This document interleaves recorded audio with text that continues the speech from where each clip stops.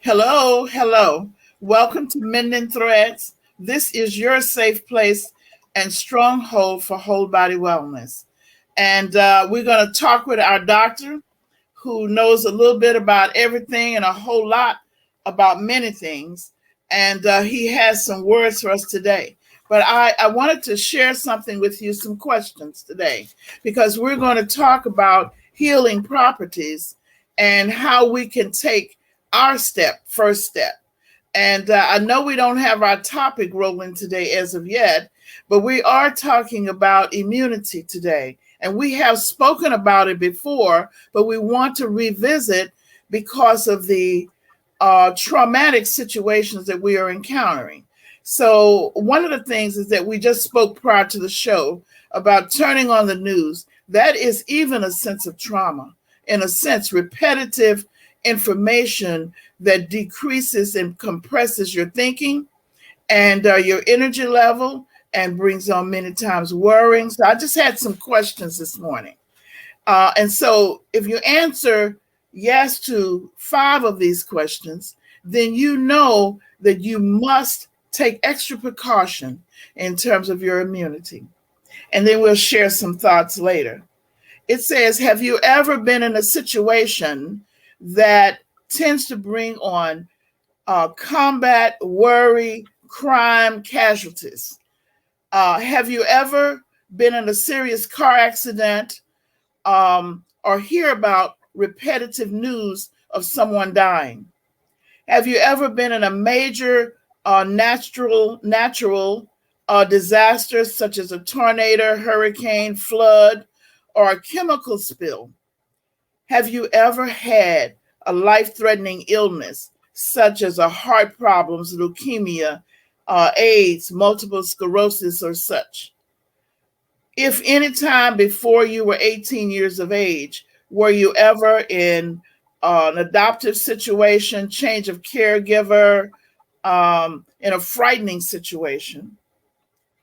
Have you ever had beatings or been abused or any punishment that was severe?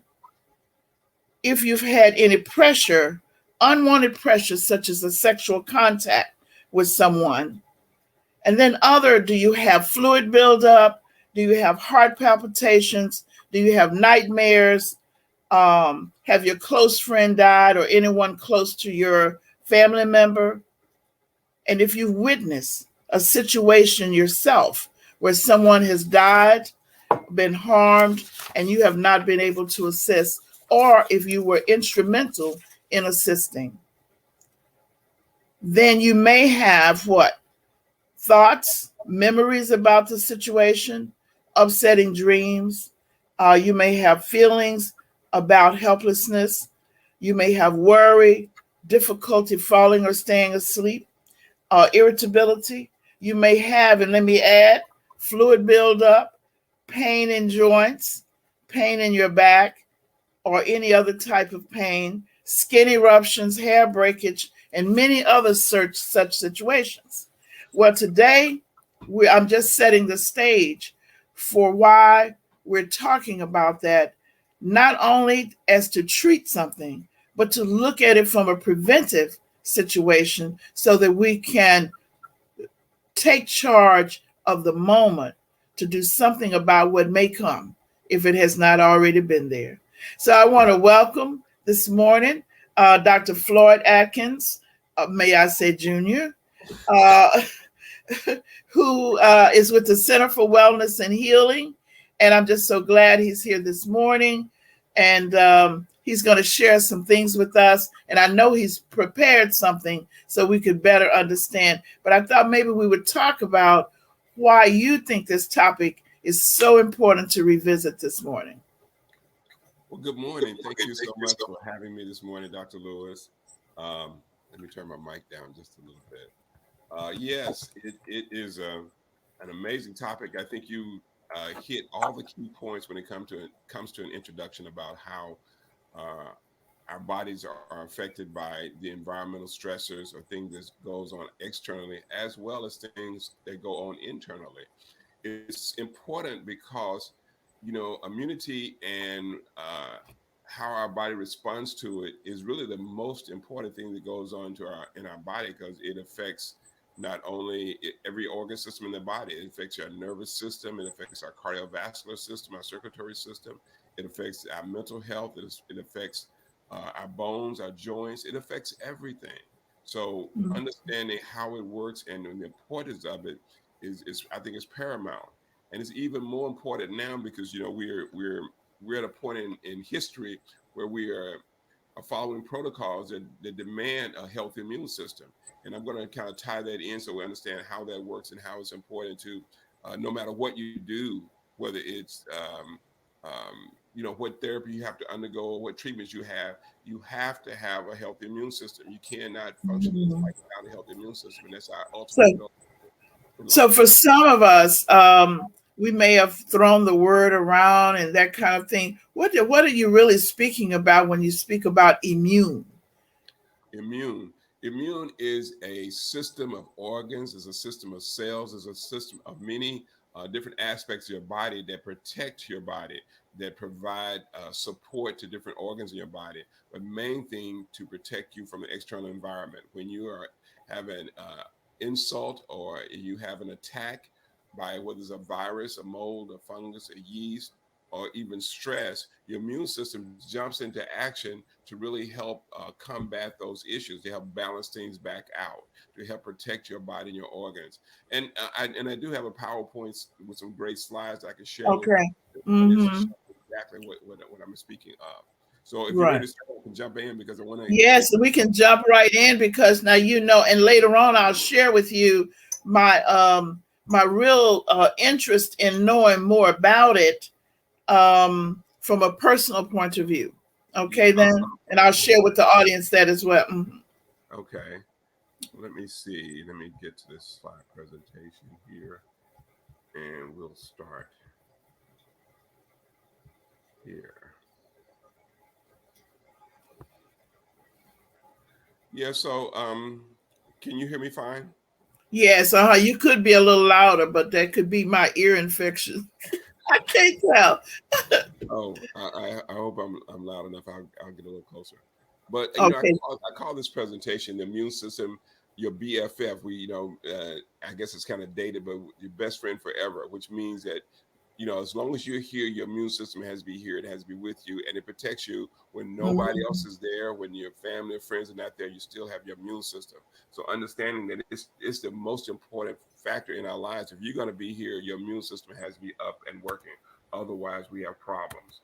So let's start off with the overview of what I call the problem is when it comes to living on this planet, especially in these days and times.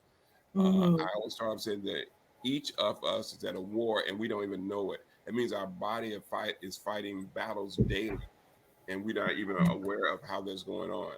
A private war Mhm. is waged against the assaults by bacteria, viruses, fungus, yeast, molds. And we're aware of those things that people get infections, we get viral infections, there's fungus, yeast, molds, there are all kind of things that's going on in our bodies that we have to be protected against because those little things are the underlying cause of bigger problems. We have to react. We have reached a critical mass where bacteria and killer bugs are getting stronger and stronger. That means that when we had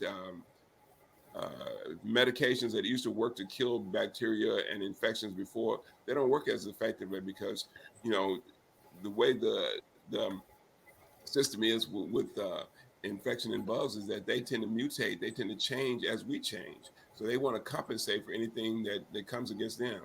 Antibiotics are becoming less and less effective. Resistant new strands are created daily that don't respond to the bacteria, mold, and fungus. And our Hmm. system is the key thing has become weaker and weaker over time. And we're going to talk about how that happens just in a moment. So first, let's address the problem of what immune function is. And this kind of gives you an overview of what the immune system is and how it works.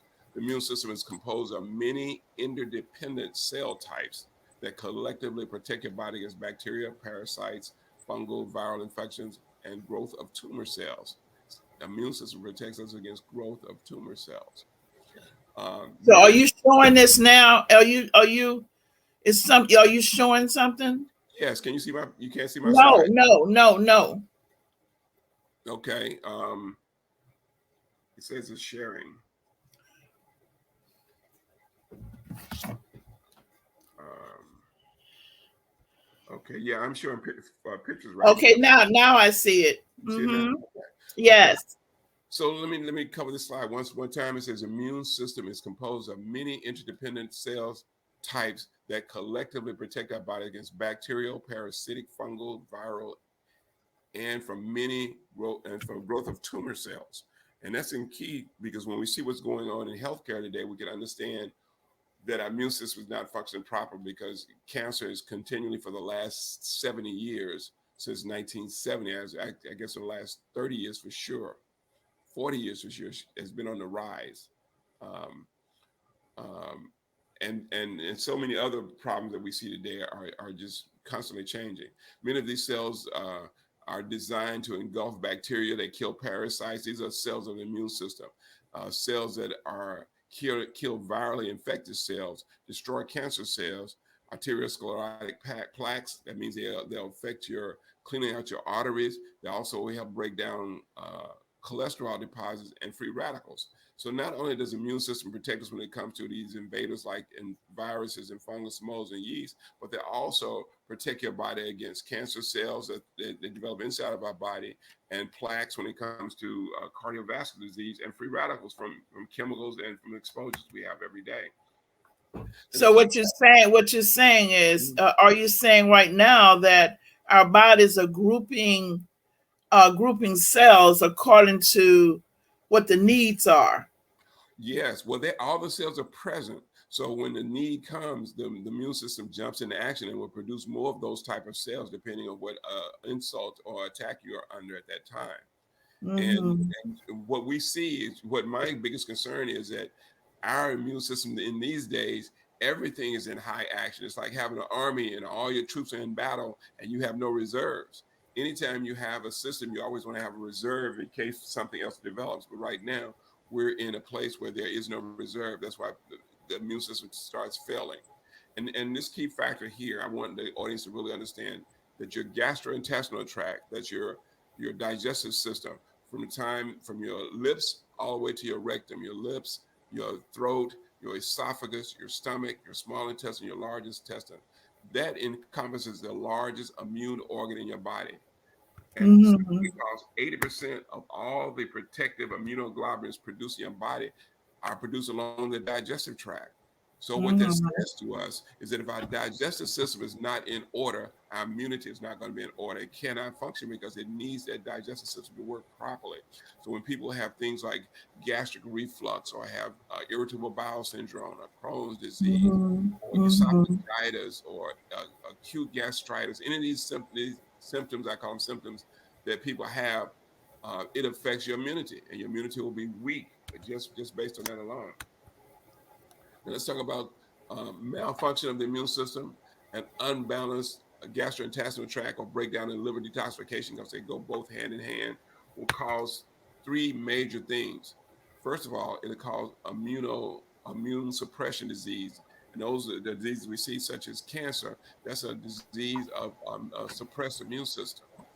And AIDS Mm-hmm. disease suppressed immune system. So then what you're saying is, I don't know if I'm getting ahead of it, is that if your immune system is suppressed, then there are things that you could begin thinking about or doing to Yes. help. Okay, then. Mm-hmm. Right, just the opposite, just the opposite. So if your immune system is pressed, you'll get the disease. So if you want to prevent the disease, you have to uh, edify or build up your immune system. You want to have it function at optimal capacity rather than minimal or underperforming. Mm-hmm. With a unbalanced digestive system, the immune system can overreact and become hyper responsive. That means that you can actually uh, come on too strong. And when immune function is overreactive, that's kind of that's what we see when people have asthma, because it gets to where your lungs are under attack. You can't breathe. It causes what we call a vasoconstriction, where people can't breathe. Migraine headaches, that's another vasoconstriction, where your blood vessels are so tense in your brain, it creates a migraine situation, and it all comes back with imbalance in the GI system and liver detoxification. It also Hmm. allergies. When people are allergic to food, certain foods, it's related directly to that gastrointestinal tract where our immune system is not functioning properly. Uh, Hmm. that unbalanced GI tract can cause autoimmune reactions. And people are familiar with that. They hear more and more about it. And people are familiar with that term now because so many people are affected by it. And that's when our antibodies in our own body start attacking our own tissues. And that's what we see when we see things like rheumatoid arthritis or lupus. And it's a whole nother discussion, but those are the things we want to be concerned about. Now, Can you go back to the lupus again yes, and say a little something about that? I have a lot of people, quite a few people with lupus, and I do know that you can heal. I see people that you can heal that with some of the interventions that you had mentioned yeah, a while back that yeah. they're using. Hmm. Well, lupus again is an autoimmune disorder. That means that your body is attacking your immune system sees your body as the enemy or something in your body as the enemy, and it starts to attack that. And it attacks our own organs. Sometimes in lupus, it might attack your skin. We call it scleroderma. It attacks different areas of your body. Attack on the lungs can be sarcoidosis. But what happens is that we get so many toxins in our body, that means our liver is not detoxifying properly, that those toxins go into your cells in your body. But for the immune system, they see those toxins, they're trying to get those toxins out of your body. So they will attack the cells trying to get the toxins out because they see the toxins there. They realize that they're there. But in the process, they end up destroying the tissues that they're trying to protect, trying to get them out. It's Oh, like having that's a house and you have mice in the walls, and you knock holes in the walls trying to get the mice out, but you destroy all your walls. So yes. so that's kind of how autoimmune responds. So you could tear up your whole house trying to solve one problem. So really what you need to do is exterminate it to get the mice out of the house, and we're going to talk about what extermination Ye- is. And that's what Yes. detoxification is. We want to exterminate the problem. Now, Oh, let's you're making it so clear. You're making it so clear. You getting it? Well, I want Yes. people to understand because people kind of don't understand it and they don't ask the question. So I'm hoping I'm asking the uh, questions or giving the right answers. Now let's talk about what the immune system consists of, because when people say immunity, but they don't know specifically what you're talking about. I want to break it down really quick here. Number one, bone marrow. All the cells of the immune system are initially derived in bone marrow.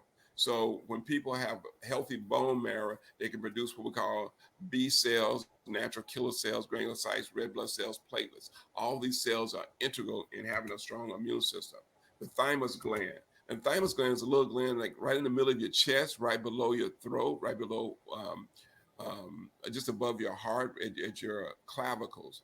And the thymus gland produces what we call uh, T lymphocytes. And T lymphocytes are very important when it comes to immune function. These are cells that help fight infection. T lymphocytes serve as the first line of defense against tumor cells and against infections. So when you are getting a bug, a bacteria, or any kind of infection, those T lymphocytes go into action and start producing these. The thymus goes into action and start producing these T lymphocytes to combat that. Now the spleen, people hear about the spleen, and usually when only time you hear about the spleen, and I guess in the real world, is when people have an accident, a car accident, and they injure their abdomen, and the doctors take their spleen out. But the spleen is a immunological, is an immune filter for the blood. It's made up of B cells and T cells, macrophages, all these killer cells. And what happens when your blood circulates through your spleen, these cells go into the bloodstream and they're looking for anything that shouldn't be there, and they clean it out. So you need your spleen. It's a very important immune organ. And then lymph nodes. We had a discussion about lymph nodes, but lymph nodes are another immunological filter for the body fluid. So all the body fluid that comes through your bloodstream, or your lymph glands, your lymph tissue, your lymph fluid goes through there, and they're loaded with T cells and B cells and macrophages too. So uh, so when we have the lymph nodes functioning properly, they are really paramount in having a healthy immune system. And the lymph nodes are, in this slide, are spread throughout your body. You have them under your armpits, you have them in your neck, you have them in your abdomen, in your groin on left and right, and different other areas of your body. But they're designed to be a surveillance and looking for things that circulate through your system that shouldn't be there. Uh, then there are organs that are described as lymph organs.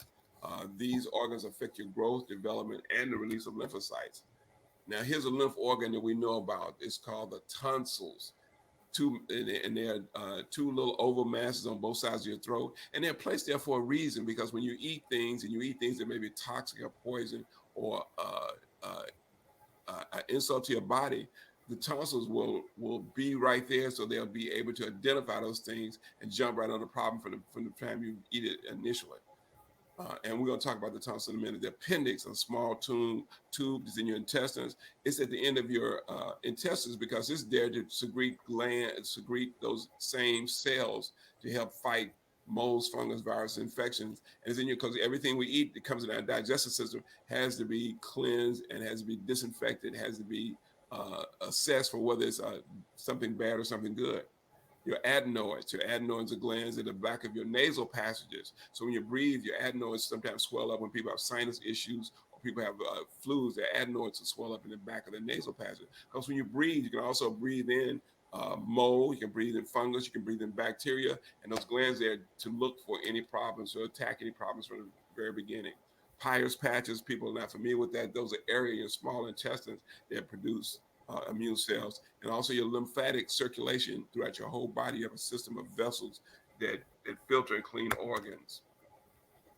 So I'm gonna go through some of these real quick, but there's important factors. The T cells, T lymphocytes, they're a group of cells that we are most familiar with because when it comes to things like cancer, when it comes to things like viral infections, parasites, T cells, or what we call natural killer cells, are important in stopping those things. And when our immune system is not functioning, we're going to have a problem with that. Uh, T cells are found throughout the whole body, not only just in one area. They're in the lymph nodes. They're found in the spleen, liver, lungs, blood, intestinal, and the reproductive tract because they have to be around to protect all those organs all the time. And then we have another cell called an NK cell, or a natural killer cell. And they're designed, I call them the assassins of your body. They're designed Mhm. to jump into action and go kill the problem as soon as it develops. So things like melanomas, tumors or cancer of the skin, or lymphoma is a tumor or cancer of the lymph system, or viral infections when cells get infected, like when we have the flu virus, or we're going through these um, um, influenza viruses when they affect our bodies. um, the natural killer cells are responsible for trying to address those things. And so when I see people succumbing to problems when it comes to viral infections or whether it's cancers, I know that their natural killer cells are very low, or they're not working So effectively. can I ask you a question on that? So when I shared with you that I had this infection after I had an immunization, Yes. and I had an infection in my ear and it swelled up on my face, and they had lymph nodes. This is that what was going on? The killer cells were working there trying to. Well, it's a couple of things were going on. When you have well, number one, let me say this: when you get presented with another, what I call an invader in your body, if Mm, your immune system is function, if you have a healthy, strong immune system, what will happen is that number one, it will be able to alleviate the problem in short order, in 24 to 48 hours. Depending on diet, lifestyle, stress, exercise, the immune system is hampered, it's suppressed. So it might take longer. It might have to work harder. When you have certain organs like your lymph nodes, when they tend to swell in your neck, what happens is that they are ramping up, producing more cells, and it will cause them to grow a little bit bigger because they're producing more troops to go out and fight. And sometimes it'll get to a point where they'll swell and they'll get big, even bigger or too large because they are overproductive, but they're not producing effective cells. The infection is still there. It's not taking care of the infection. So it's a thin line you walk, whether you're having a healthy immune system or whether you're having an overstressed or taxed immune system. But what I would say at this point in history, what I see with most people is that, we're on a borderline. I look at so many people who I call them on a banana peel. If they have their body is under assault attack every day, it's not just Mhm. from invaders. It's things that we do, and I'm going to talk about diet and lifestyle and how it affects our immunity too. Yes, That cause yes. the problem. Hmm. We have to address Hmm. that too. Last couple of cells here, B lymphocytes, they produce antibodies, and this is the part that where vaccines and where are working. That if that you have to produce an antibody, so they give you a something like a vaccine, like we have polio vaccine, we have flu vaccines. They give you these vaccines because they're trying to stimulate antibodies to be produced. But again, if your B cell or your B lymphocytes are low or non-existent, then taking a vaccine or virus taking a vaccine, it may not be helpful because there's nothing to produce the antibodies. You want to stimulate antibody Hmm. those cells have to be present because they're the ones that make the antibodies. So that's why even with vaccines, some people are instructed that they should not have the vaccine because of Hmm. their immune function. Maybe they've had recent bouts of chemotherapy, which kills B cells. Maybe they have had autoimmune disorder, which their B cells are not working properly or their system is overreactive. There are a host of reasons that people that the immune function doesn't work properly, and we don't even know all the reasons. That's why even the experts say, well, you take the vaccine and it works in 70% of the people or 40% of the people, or it may work, or you may need a second dose, or you may need something because we don't know everybody's immune system and how it functions. So they give that kind of caveat to taking a vaccine these days. Hmm. Granulocytes and PMNs are polymorphonuclear cells. They remove bacteria and parasites. They have a specific role.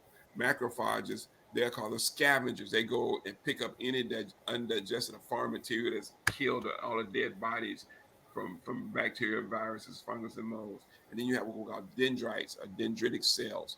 They they capture antigens and they bring lymph nodes and bring them to the lymph glands. Antigens are like a virus. They capture a virus, so they actually capture the bacteria and they take it to the lymph node and take it to the thymus gland. They take it to the spleen where they're destroyed. So sometimes when your lymph nodes are swelling, you're loaded with these dead cells that the dendrites have captured. Now, this is an important thing that I want people to understand about immune function, about immune suppression. And this is my statement here, and I stand by it. It says the stepchild or the stepchildren of the immune system are the tonsils and the appendix. I call them stepchildren, the Cinderellas, because they get mistreated. They are routinely remove them, um, which accounts for the greatest contributor to immune suppression in the body. If you have two immune organs, which is the tonsils, which is the first line of defense when you eat things, or your appendix, which is a line of defense when it goes into your intestine before it goes into your bloodstream, if you take those things out, you hamper your immune system, you suppress your immunity because those are two major organs that are functioning to protect you that are no longer there. So that's why even today you don't see tonsillectomies and people having tonsils removed unless it's a severe infection or something that has to be done. In the 40s, 50s, and 60s, when a person had a cold or their tonsils would swell up, they would routinely, doctors would go in and take your tonsils out. That was just a routine procedure. Yes, yes. But Hmm. when the tonsils swell up, they're actually ramping up to protect your body against an infection. So, or either they're capturing infection and bringing it to the tonsils to destroy them. So, tonsils swelling up is a sign that your immune system is working properly, not that it's something that has to be removed. So once say for instance, if the appendectomy or tonsils are removed, are there things that are put there or could be put there to take its place or to help foster the system if after it's removed? Well, then you have to be more proactive when it comes to prevention because you Hmm. can't expose yourself to the things you normally would if you don't Hmm. have those two organs. So you can't replace them, but you have to adjust your lifestyle and your behavior Yes. to modify it Hmm. based on if you don't have the tonsils anymore, you don't have the appendix anymore. So, and I would be cautious about foods I eat. I'd be cautious about you know toxins I present to my body, and I'll talk about that a little bit. Okay. Removing an inflamed tonsils or inflamed appendix is equivalent to tossing out a smoke detector because it's making too much noise. And I use that statement to show people that You know, the tonsils and the appendix are a sign that says, hey, it's a problem going on. There's a problem going on. It's letting us know. And what we do is we take it out and throw it away. And then we have no way to know when there's a problem. So, we want to consider that. Now, and the caveat to that is that there are certain occasions where the appendix can be so infected and such a problem that it has to come out, because acute appendicitis is life threatening, because infection has overwhelmed the appendix. But we have to do something proactively to prevent that from happening and recognize the signs early. And prevention, like I always say, is the key to everything: prevention. Mm-hmm. Here are other some immune pressures that people need to know about. Anytime you have surgery, it depresses the immune system. Uh, um, with depressed immune system, then secondary infections are more prevalent. That's why when people have surgery, sometimes the most important concern a doctor has is getting an infection after surgery, not just because of the wound, but because your immune system is not functioning up to par at that point. So you have to understand Mm. that you have to heal from the surgery after you have surgery, but your immune system also has to heal and get back up to optimal speed too after surgery. And that's why we have to be very careful. That's why doctors are extra protective. Sometimes they give us what we call prophylactic antibiotics to help protect us against that. But look at point number two: antibiotics depress the immune system by taking over the immune system job. So that means if you take antibiotics just in general, or every time you feel a problem, then your immune system doesn't work, because it doesn't have to do the work. The antibiotic is doing the work, and the immune Yes, system does yes. It, those it, other it becomes, you're saying it becomes dependent. It becomes becomes dependent. dependent and waiting on something else to do it. Right. Yes. And then as soon as you take away the antibiotics, the immune system is still at a deficit. You're still weak. So it still has time to Mm-hmm. needs time to rejuvenate itself. That's why probiotics, or good bacteria, are most important thing when it comes to replenishing the immune system, especially after antibiotics or any kind of surgery or any kind of immunosuppressant. Corticosteroids. People take steroids for pain, for joint pain, for so many different problems, as for any kind of inflammation in your body. And doctors had at one point routinely provide those kind of things to suppress. And what it does is suppress your immune function, so your inflammation goes away. But by suppressing your immune system, you make yourself more susceptible to infections, to cancer, to Mm-hmm. so many different problems. So corticosteroids is something that has to be taken only in specific circumstances, not routinely. Doctors Wow. don't do it. And Mm-hmm. doctors use that, whether even if it's a corticosteroid cream, you have a rash, you put a cream on, a steroid cream, oh, it makes it go away right away. But what you've done to your immune system is much more of a problem than that rash you had. Underlying causes of rashes goes back to liver function and liver detoxification. So if you address the underlying cause, which is addressing the liver issues, you can Hmm. solve the rash So issues. also what you're saying is that all these things that we're taking and the body's becoming dependent because we're taking it try to accommodate the reaction Yeah. of the illness can also lead to something even more serious because then now you have a deficit. Exactly. And the body is not one specific organ or one specific part. Everything is related to something else. So when you do something like take an antibiotic, it not only it does one thing good, but it has maybe 5 to 10 other negative things, because it's a snowball effect. By it killing bacteria, unless your immune system get weak, it also causes other problems, causes other things not to develop and form. Taking corticosteroids is a suppressant of inflammation. But when you suppress inflammation, you cannot heal properly. So when people on steroids, they don't heal properly. They're slow to heal. And it causes a weakened immune system. It causes a weakened immune response. The same thing with the Mhm. next topic here is the chemotherapeutic agents, radiation, pharmaceutical medications. They all have an immunosuppressive response, because they are killing. Radiation nearly really destroys the immune system. Chemotherapy does the same thing. The attempt is to kill a cancer cell, but in the process, you're killing your own immune system. So that's why when people Mhm. have a bout with cancer and they take chemotherapy and radiation and they kill all the cancer cells, and the doctor say, hey, you're cancer free and everything's okay. But within 6 months to a year, because the immune system is completely dead, any cancer cells that were left or there will redevelop and come back with a vengeance, because there's no immune system to prevent it from coming back, and it always come back very rapidly and more aggressively. And that's why people Mhm. sit at the side. So even if you have radiation, chemotherapy, or taking a lot of medication, you need to constantly be doing something to support immune health, because you got to support that immune health. The last I thing know I that I know that my husband had cancer years ago. mm-hmm, Say for instance, like 40 years ago, yes, and throat cancer. And yes, immediately he started doing some change in different. He was drinking like green juice. He was trying to do things on his own because yes, the doctors had not. So he was doing beet juice, green juice, vitamins, and so the cancer went away for years. yes, Okay, but it came back maybe because he was setting up his immune system or strengthening, change his eating habit himself. I think it came back maybe what 30 years later yes, yes, in in a different form. yes. And, Okay. and people have to realize that because, and what I tell people when it comes to cancer cells specifically, we have anywhere from 2 to 3,000 cancer cells in our body every day. And they're circulating throughout our body looking for a place to form a home or start a tumor. But your immune system is designed to kill those cells, and when they develop within 30 seconds or 2 minutes, your immune system can kill those cells. Your natural killer cells, your T lymphocytes are in action killing them.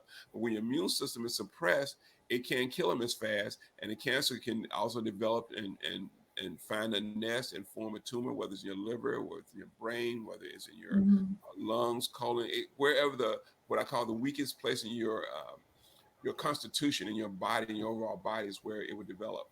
And the last point I have on this is poor nutrition.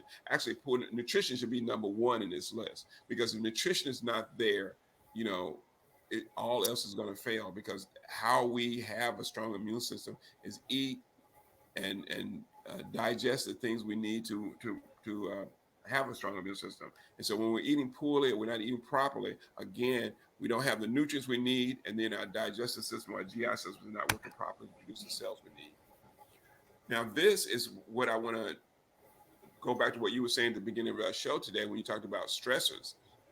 And negative stress is one of the biggest factors when it comes to a weakened immune suppression.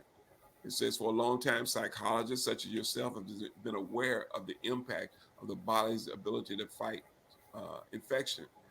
But there have studies are coming out right now showing immunity versus stress. And they show that short periods of stress trigger the immune system to prepare for injury and infection. That's a fight, flight or fight syndrome. I call it fight. Mhm. But what happens is that if you have a acute stress, it makes you go into action. It ramps you up and have you ready to go. But when you have that long term chronic stress, excessive wear on the body, it deteriorates the immune system. So people who are under chronic stress, whether it's a disease, whether it's a bad relationship, whether it's a bad job, whether it's bad food, bad nutrition, that chronic stress is what really causes a problem with suppressed immune function.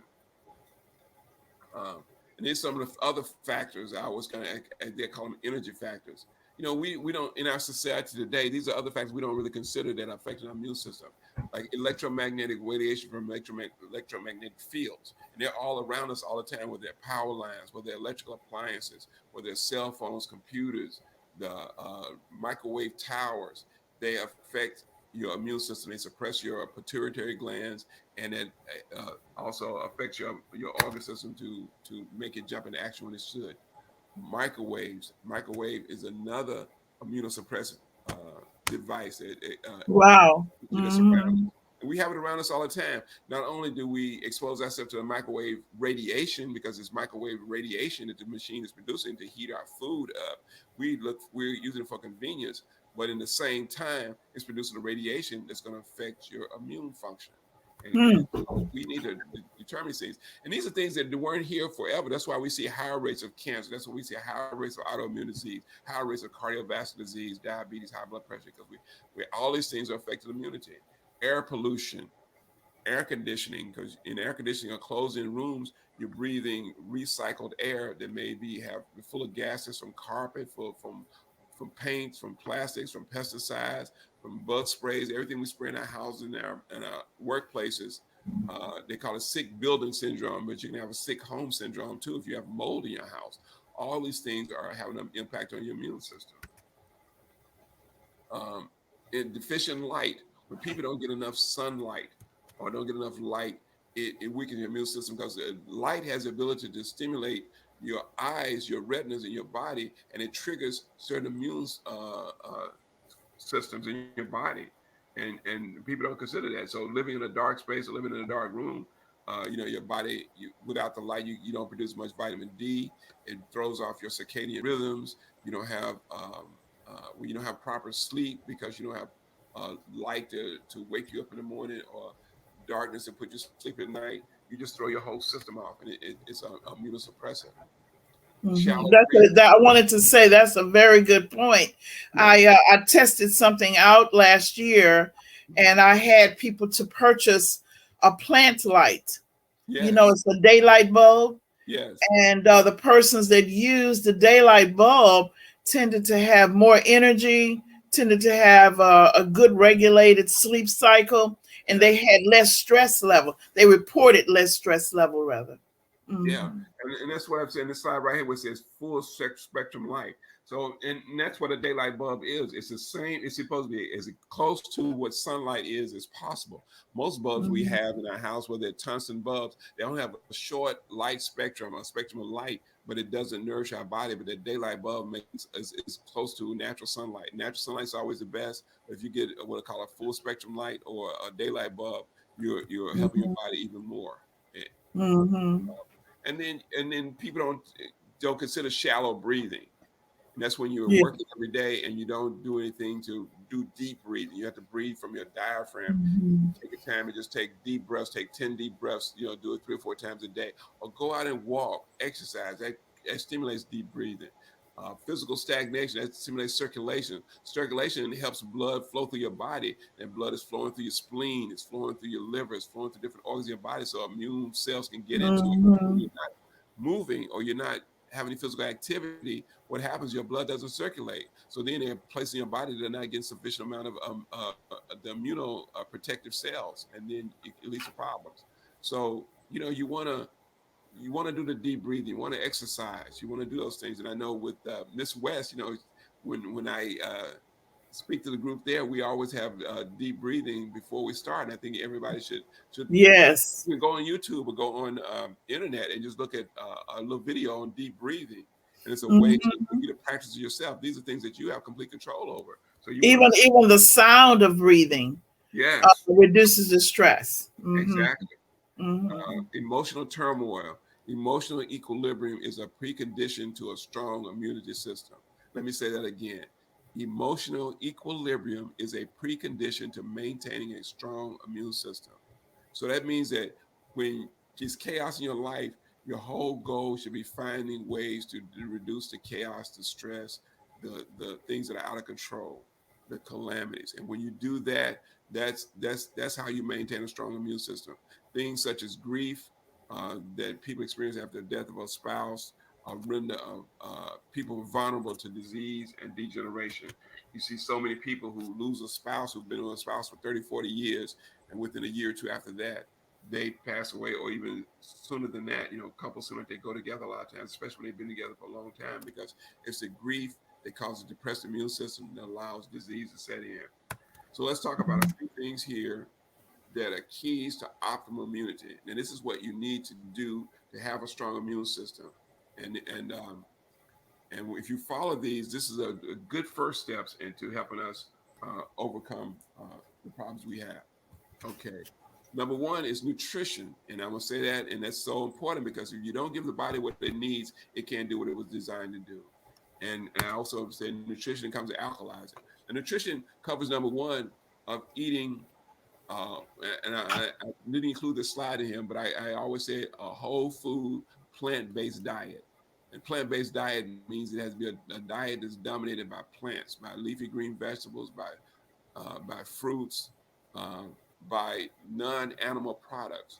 What they find out is that it's not that I'm an anti-animal product or anti-meat person, although I guess I am. But what it does is that when you eat abundance of meat or eat it aggressively, or like in America we eat it at every meal or every day, it has a immuno weakening effect, because it takes a lot of work, it takes a lot of energy to break down meat, it takes a lot of energy to digest it, and then there are so many other factors that go along with that. But when you're eating a plant-based diet, the nutrition you need to have a strong immune system is in those onions, is in those pineapples, is in the spinach, is in the strawberries, in the mangoes, it's in the eggplant, it's in the cantaloupe, it's in the broccoli. All the things you need for a healthy immune system is in the food that you eat. I always emphasize to eat as much organic as possible. This slide kind of indicates foods that you really need to always have uh, organic. I call it the dirty dozen. And the things that doesn't necessarily have to be organic, I call it the clean 15. This is a slide from the environmental world Mhm. that Mhm. determines, it helps us make decisions about how we buy our food because when you're eating food that's conventional or that's not organic, you're getting anywhere at least an average of 10 pesticides a day. Pesticides are designed to kill pests, but a pesticide, Right. if you're the pest or if the bug is the pest, or if both of y'all the pest, because anything that eats the fruit, it wants to kill it. So when you spray with pesticides, you're defeating, you're suppressing your immune system because your immune system has used, 20% of its troops to go out just to to take care of the pesticides and the toxins, not alone the molds, the fungus, the yeast, and viruses, and then the stress you're dealing with, and then the poor diet that's making it even harder. So You know, we speaking on you did that workshop, yeah, so it inspired us to right now. What we're doing is we're looking for all of the family gardens that are in the area. We're yeah, looking for gardens so that people will not have to, especially those that are not using certain kind of pesticides. yes. So, mhm. And most community gardens and family gardens don't because pesticides buying the chemicals is very expensive. Big business uses that because they can afford to because they're making millions of tons of food and they want to make sure they preserve that food. The Mhm. food is not destroyed. Mhm. So they spray pesticides on it, they spray herbicides on it, they spray insecticides on it, they spray other chemicals in it to maintain freshness and preservatives on it. So you get all of these assault of chemicals when you eat that. So if you go to a community Mhm. garden, they grow naturally. They have natural ways to protect the plants, and it's Mhm. a better source if you don't get the certified organic. So yeah, that's an excellent point. Another Mhm. thing when it comes to water, we want to make sure we alkalize. A lot of people hear a lot about alkalizing, and it is important. Alkaline means that the pH of the water is 7.2 or higher, which is good for immunity. It stimulates a healthy immune system. When you drink acidic water or something that's below 7.2, you tend to weaken the immune system. So, drinking caffeinated beverages, drinking sweet drinks, Coca-Cola, Sprite, even Gatorades and things like that have artificial colors, all are acidic and they tend to weaken the immune system. But alkaline water, doing a green drink, that means, putting spinach or kale in water, adding some lemons to it, pureeing it, and drinking what I call a green drink or green water is one of the most important things you can do in the morning as a way to wake up your immune system and have it say, wow, this is what I need, just straight nutrients. Or dropping Mhm. drops of trace minerals that you can buy at a health food store in your water. That helps Mhm. alkalize. Alkaline diet means a diet of fruits and vegetables. Start your day off with salad rather than starting your day off with donuts. It's a great way to alkalize. Little Mhm. things like vitamin C is excellent for that. I'm going to go through these slides so I'm getting short on time. I'm Avoiding, making a note of that. I'm making a note of that people need to purchase some trace minerals, yeah, and so I'm trying to see what it is that we need to add to our list. yeah. And Hmm. even if they don't get the trace minerals, buy some limes or lemons, limes or lemons, and squeezing a little lemon juice, a tablespoon of lemon juice in a glass, 8 ounces of water, alkali, it will have an alkalizing effect in your body. Although, Hmm. people don't understand that it seems like oxymoron because when you put a citric acid in there, when you drink that water that has the citric acid in it, it stimulates your body to alkalize because your body's going to balance out that and it stimulates your body to do that. And I understand lemons are one of the few that tend to be balanced Yes, already. Hmm. right. Because when you introduce that into your body, it's going to make your body alkalize in response to that, and that's what we want to do Yes. by Yes. putting. Now, Hmm. xenoestrogen is what we call false estrogens. They are things that tend to that we have to take out of our life to if we want to strengthen the immune system. Because we want to take away the negative things first. That's the pesticides. We talked about organics. Plastics, especially microwave or putting hot foods in plastic. There's a chemical in plastics that kind of migrate into the food, especially when you put hot, oily foods in plastic. And those are called xenoestrogens, but they actually weaken the immune system. car exhaust. So when you're driving on the freeway in the summertime, you really need to have the windows rolled up rather than the windows down. So when I see people in a convertible car on 59 at 5 o'clock in bumper to bumper traffic, they are getting so overwhelmed with the car exhaust or carbon monoxide that it's going to be a problem. I'm laughing because of the image that you're portraying there, with the top all down and the fumes blowing Yeah, over. they're looking good, but they're gonna need a good doctor. I tell you.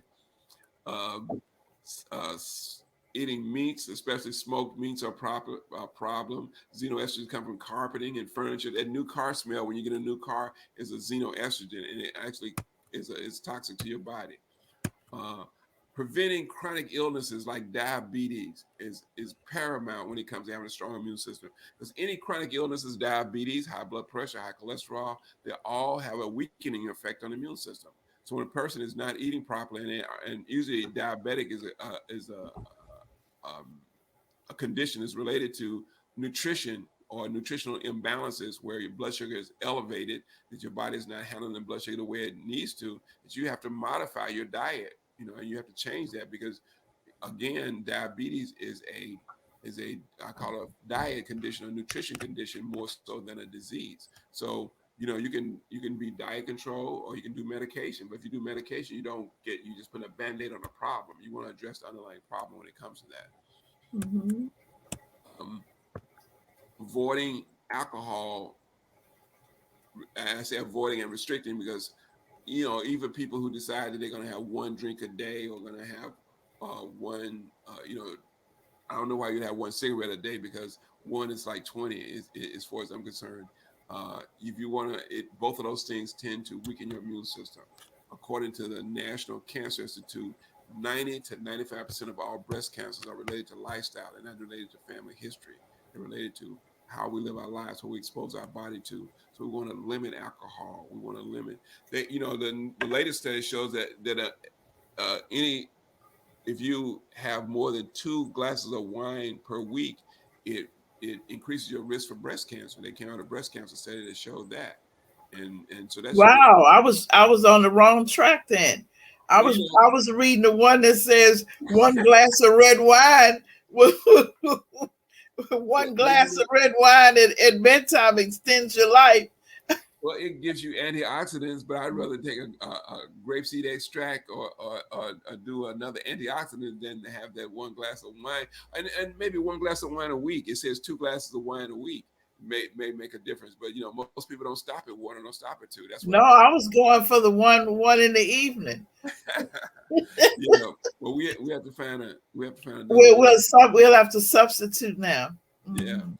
detoxification is a way we strengthen our immune system because that reduces our toxic burden. We actually detoxify. There's herbal detox where you take herbs like milk thistle, or you can take herbs like um, um, what's the main one? Burdock root. There's several herbs. I have all these herbs you can take to help detoxify your body.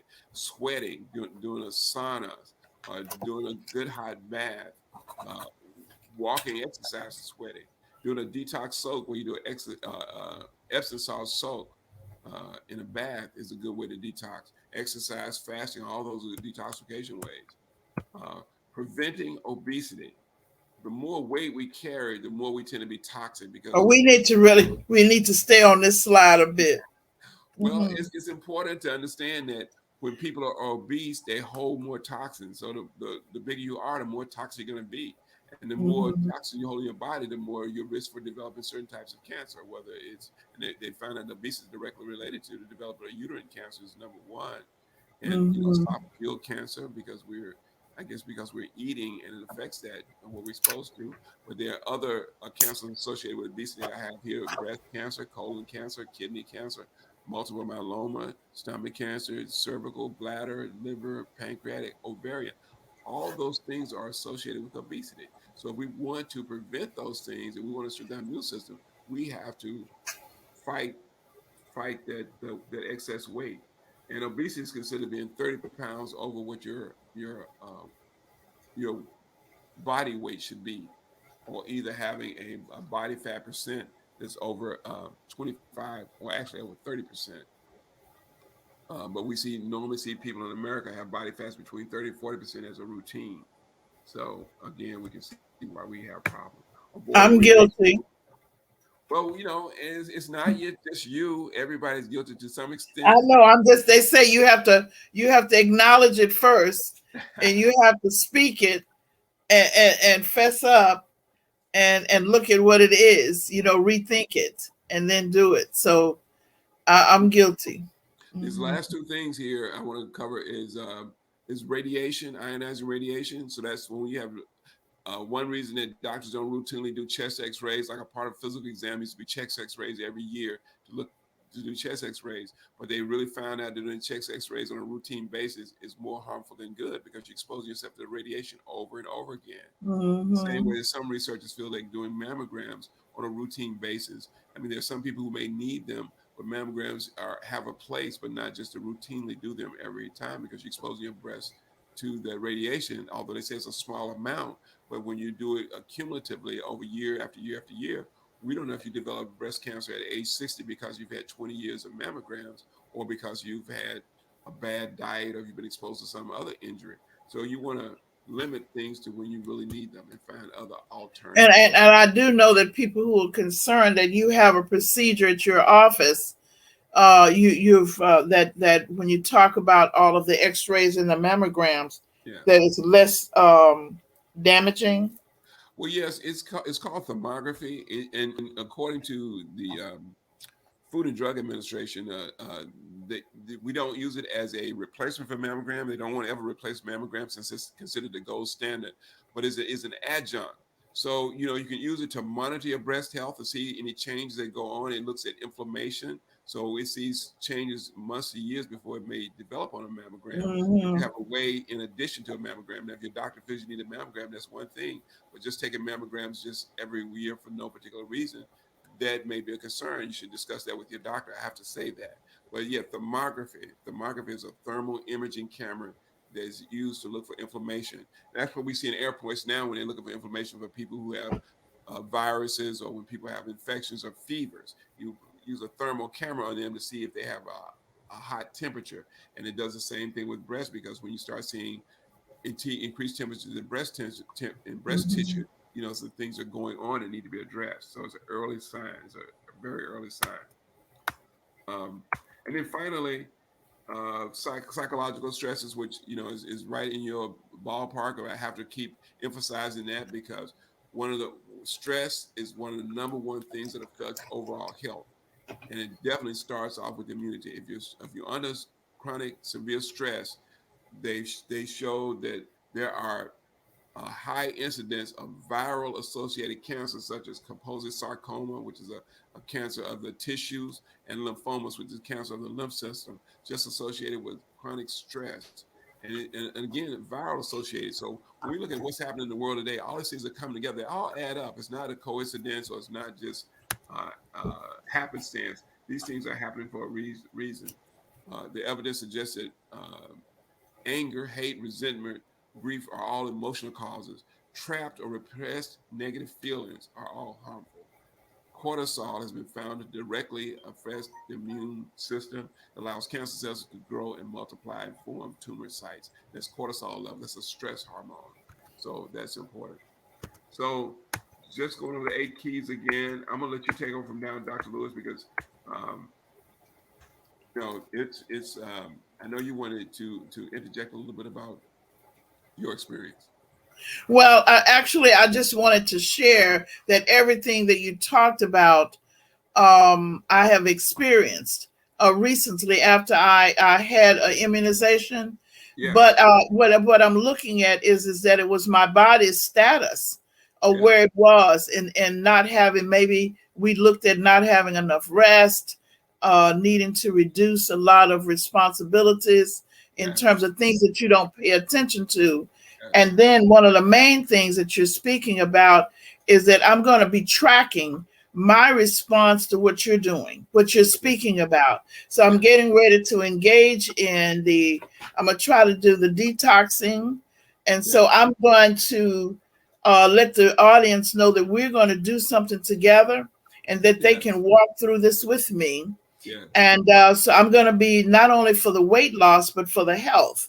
So Yes. I'm going to be looking at the detoxing, building up my immune system, and seeing how that will reduce the pain and the weight and improve and prevent any of the other signs that and symptoms that I've had. And so some of the symptoms that I had was what I would just say one of the main ones was the lymph node I was concerned about, the Mhm. swelling in the ear and the Yes.